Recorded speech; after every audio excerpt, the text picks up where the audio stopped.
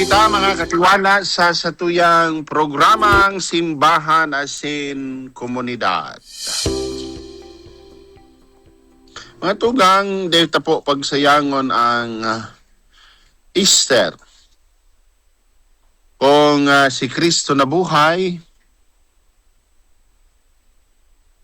magayon na imbitasyon sa satuya na dapat niya to or na dapat kita star. Adi, dahil na po kita magbalik sa mga lulubngan. Lulubngan nin mga gadan sa kasalan. Kung si Kristo na buhay, may bagong buhay na pinag-iimbitar or aalok sa satuya. Kung kita mga tugang nyaon pa sa kagadanan, ingin magayunon na imbitasyon. Asinsiring tandaan po niya to, mga tugang, na ang Easter pako sana selebrasyon. Ini po sarong desisyon. Ang Easter saro po mga tugang na desisyon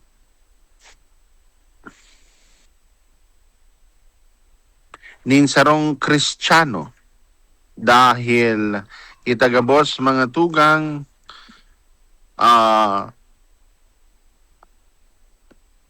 bunga kan pagkabuhay liwat kan sa tong kagurangnan.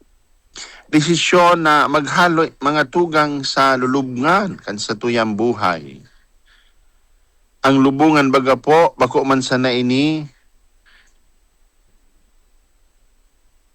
so para kay Kristo. Kita man po may sadiring lulubngan. Arug baga po mga tugang kandagit na day tapo mapatawad. An sa tong makasalan na paulit-ulit.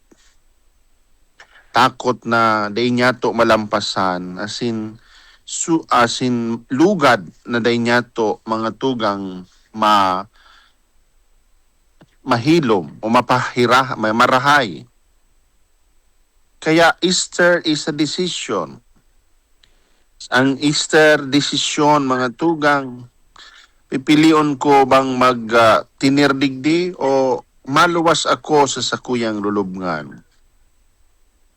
Ikaduwa ang Easter sarong desisyon na magtubod kita maski bako pa malinaw ang gabos. Arog baga po mga tugang kan mga disipulos nahiling ninda na daing laog ang lubungan alaga day sinda maski nga day ninda naiintindihan. Arog man po kita mga katiwala. Ngunya na Lunes, pagkatapos kang Easter Sunday, may mga problema pa kita. May mga helang pa. May mga pagtios pa.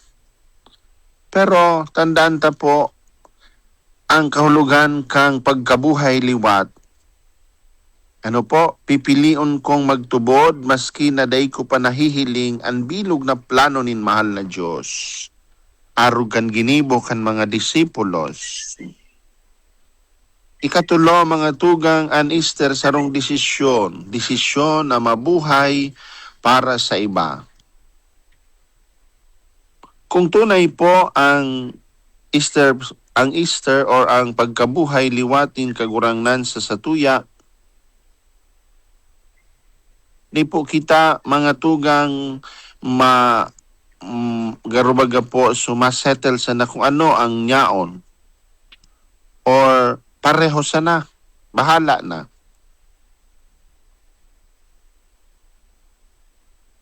Dahil ang Easter mga tugang imbitasyon ini na mabuhay para sa iba.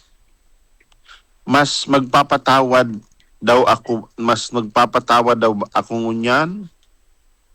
Mas maglilingkod daw ako ngunyan. Or mas magiging akong harani sa Diyos. Kung dai pa po, baka mananggad ang selebrasyon or ang Easter sarong selebrasyon lang para sa satuya. Mga tugang, minsan gusto niya to ang pagkabuhay liwat. Alagad habo niya to na magbago. Buot niya to ang paglaom pero habo niya to na bayaan ang kasalan. Buot niya to na bagong buhay pero habo niya to na magsakripisyo. Dahil man pwede arog kay ito mga tugang. Ang pagkabuhay liwat ni Kristo imbitasyon, alagad kay puhan niya to na magtugon sa paagi ning sarong desisyon. Ngunyan po mga tugang, gayunon pumili. Ano ang sa imong babayaan? Ano ang sa imong pupunan? Paano kita magiging tanda kan pagkabuhay giraray ni Kristo? Mga tugang, bako man po okay lang na sabihon niya to na aleluya, na buhay na ang kagurangnan. Ang mas malagang kahaputan, nabuhay daw ako, kairibahan niya. Ano po? Nabuhay daw ako na kairibahan kan sa tuyang kagurangnan. Ini mga tugang an magayunon na kahaputan asin magayunon na gibuhon sa satuya po paghinguwa pagkatapos kaining selebrasyon kang Easter season. Kaya sa pagtatapos mga tugang, tapuson niya to inining sarong pamibi. Kagurangnan salamat sa imong pagkabuhay liwat. Tabangan mo kaming daina kami na tabangan mo kami dadaysa na kami magselebrar kundi magbago. Tawan mo kami nin kusog na maging saksi kan sa imong liwanag sa samuyang pamilya, sa samuyang komunidad, asin sa bilog na kinabad.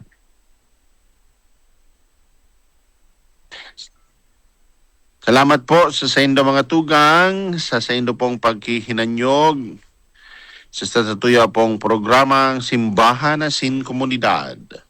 Nagpapagirumdom na ang pagtubod dapat na isabuhay. Mga tugang, pagkatapos kang Easter po na nyato ang bagong buhay. Siring man po, salamat po sa mga nakaribahan niya tuong niya na aldaw sa satuyang programa, ang satuyang sa technical department, kay Bansi Maki Boy, ang satuya po mga katiwala patrollers, asin siring man po sa Induga Boss, napadagos na nakikisumaro sa satuya. Sa giraray mga tugang inimbitaran ko kamo sa rong sayaw nin pagrukyaw sa April 11. Diyan po sa DMSI compound. Mag-urog makita, buhay naan kagurangnan. Asin sa baton siya nin pag-umaw, asin pagpapasalamat. Sa sayanda po mga tugang na pagbayli, nakatabang na kamo, nag-enjoy pa kita. Kaya sa 350 po nindong ticket, maghirilingan po kita mga tugang dyan po sa DMSI building or hub. Dyan po sa Bitano Sol Subdivision, Old St. Jude Catholic School, Legazpi City. Ano po? Father Francis po, salamat kan sa indong pagantabay. Saga naman, maghirilingan kita, urirestorya mga pangyayari sa satuyang simbahan asin komunidad.